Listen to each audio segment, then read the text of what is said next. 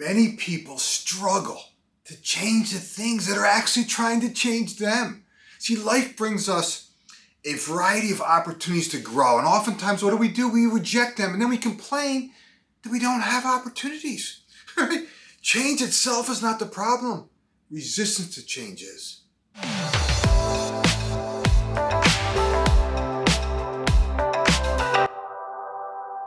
want you to imagine something different. Imagine everyone on your team welcoming change and really embracing it.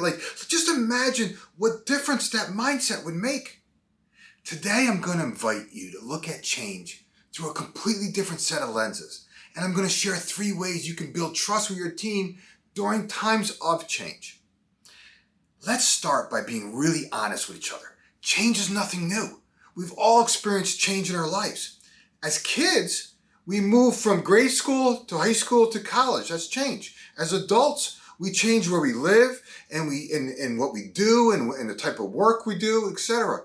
The music industry has changed from albums to cassette tapes to 8-tracks. Yes, I'm dating myself, right? To CDs, to streaming services like Spotify and others. TV has gone from a couple local stations to cable to now Netflix, Hulu, Prime, Apple TV, and a host of others. Hell, we can even buy groceries online and have them delivered to our front steps. Imagine if we fought this change. Borders did. They didn't embrace tablets like Barnes & Noble did with the Nook. Where's Borders today? They're out of business. Blockbuster Video was the king, right? Until Netflix came along. And they dismissed Netflix thinking it was never going to catch on. The truth is, change happens every single day.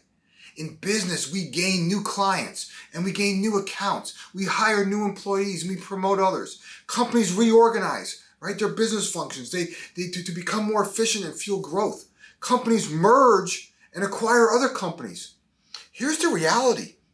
Change of any kind creates uncertainty and anxiety. Change can be unsettling for a lot of people, despite the fact that we intellectually understand that change is the one constant in life. This begs the question, why? Why do we struggle with change when we intellectually get all this? It's because change stirs up a ton of emotions. Change represents the unknown. Not knowing what to expect makes a lot of us anxious. Change is disruptive. It breaks the normal routine we're accustomed to. Change, if we're really honest, it makes us vulnerable. We imagine something going wrong. And if it does, oh my God, what will others think? Right? All these are valid human emotions. But what if we looked at change through a different set of lenses? What if change wasn't something we feared, but instead something we welcomed and embraced? What if the very skills we need to develop are in fact the skills of embracing change? Seriously, think about that for a second. How would your world change? How would your team change? How would you change? How would your business change if you had the skills to navigate change more effectively? I bet a lot. Here's the key. Change is not the problem. Resistance to change is. The problem is our thoughts about change. See, as humans, we immediately go to the worst case scenario. We resist change because we haven't learned the basic skills of resiliency, of flexibility, and adaptability. See, many of us think we have these skills, but if we did, let's be honest, we wouldn't struggle with change.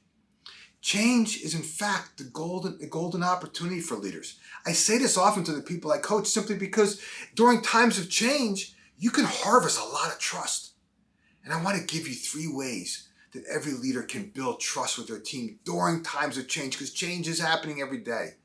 1, keep your team informed about potential changes. The faster things change, guess what? The more often you need to communicate. Don't keep your team in the dark. Light builds trust, spiritual truth. When change affects everyone, pull the team together. When it affects individuals, call one-on-one meeting. Make it clear. Hey, here's what's changing. Here's what's staying the same. Here's what this means for you today. Here's what it might mean for you in the foreseeable future. Any questions?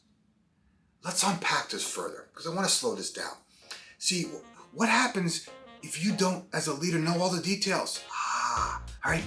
That's where most leaders get tripped up. They want to keep their team informed. They honestly want to do that.